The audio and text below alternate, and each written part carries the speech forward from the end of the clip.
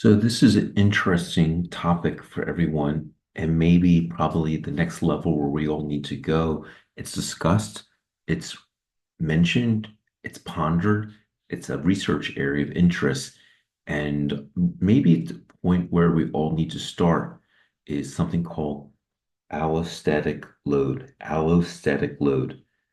I'm going to leave it up there so everyone can just look at that. Allostatic load. Okay, I want to bring that down. I'll bring it back up again. So allostatic load is a very, very important topic because it's this point where people start before they get sick or when they get sick. It's that tipping point. And I think with COVID, mono, the viruses that lead to autonomic dysregulation of POTS, we know about that point when everything changes, that physiologic dysregulation that renders the body in that chronically ill stress state. There's something about that state that leaves people who are, for reasons we don't understand, susceptible. Again, there's research development to a point where people's bloods are being put away in research study to figure out why. And maybe the blood will show or not. Maybe something about someone's neurologic circuitry, their neurons, their nerve pathways that leads them to that way. Maybe there's something about people's life experiences that things have happened over years before when they get exposed to viruses or traumas or things in their life, like pregnancy, for example, that leads them to this allostatic load that leads to this physiologic dysregulation that hits them all to susceptibility. And it's fascinating, right? You'll see a person A get a trigger, a virus, mono, COVID, concussion, something that happened to their body, pregnancy, a major stressor that can be a physical illness, a trauma to their body, or a life event at point A in time, and person B, the same thing, and nothing happens. Person A goes down this pathway of typical autonomic dysfunction or POTS, but person B is fine. There's susceptibility. And the question is trying to figure out what leads people to that path. Is there something in that immunologic, endocrine, nervous system, that milieu, as we call it, that bath of those systems that interact together that renders people catalyzed or susceptible to go down that pathway? We sort of see that phenomena over and over again in the stories, that typical story that we hear over and over again, that people are triggered by something into that allostatic load that leads them to that POTS or autonomic sympathetic overdrive. And it's important to talk about this because you can, once you understand that, it might be a window to what happened and also a road to recovery. It's not always permanent, but the idea that identifying this validates, identifies, and can lead to understanding to recovery. It is something that it's a very powerful force to the body, the brain, again, mind, body, brain, emotion, spiritual, existential existence of somebody.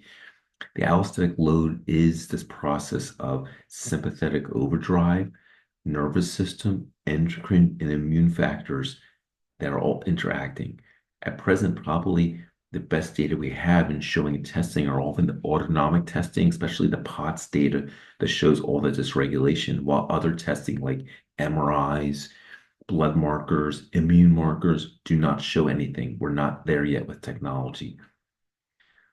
One of the things that's very challenging is why are some people more susceptible? As I keep mentioning, is are there things in people's path? We do see sometimes patterns, people who get allostatic load may have more vulnerability that maybe they've had other neurologic events in the past, like migraines or irritable bowel, which is a neurologic phenomenon, or fibromyalgia, that have that recent stress to the body or life predisposing to then an autonomic dysfunction or POTS.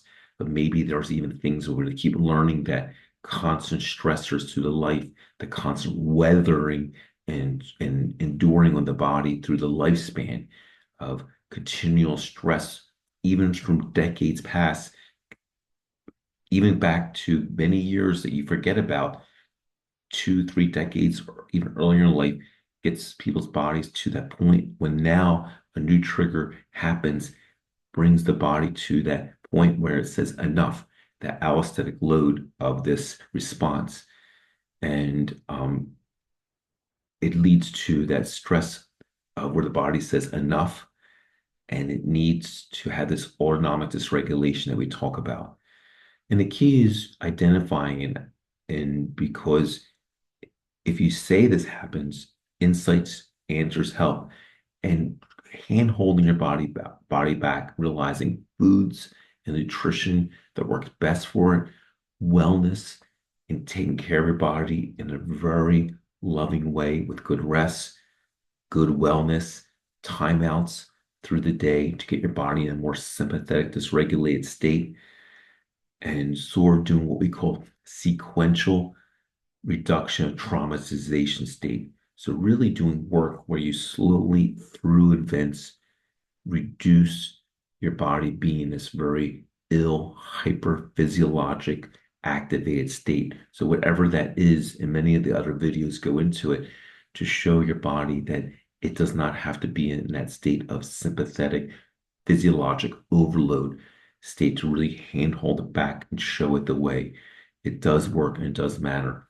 So this is a point of really teaching about this relevance about allostatic load, about allostatic load.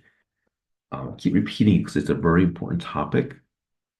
Why some people might develop it, maybe for many factors happen over years. It brings the body to a render point of weathered and tipping them to the physiologic autonomic dysregulation, which is nervous system, immune, and endocrine dysregulation, and to that point of where people are ill, understanding, validating, and care, that loving package of taking care of yourself, almost nourishing yourself as if you would nourish someone who's just in that very almost babying and loving yourself in a very intimate way back is relevant.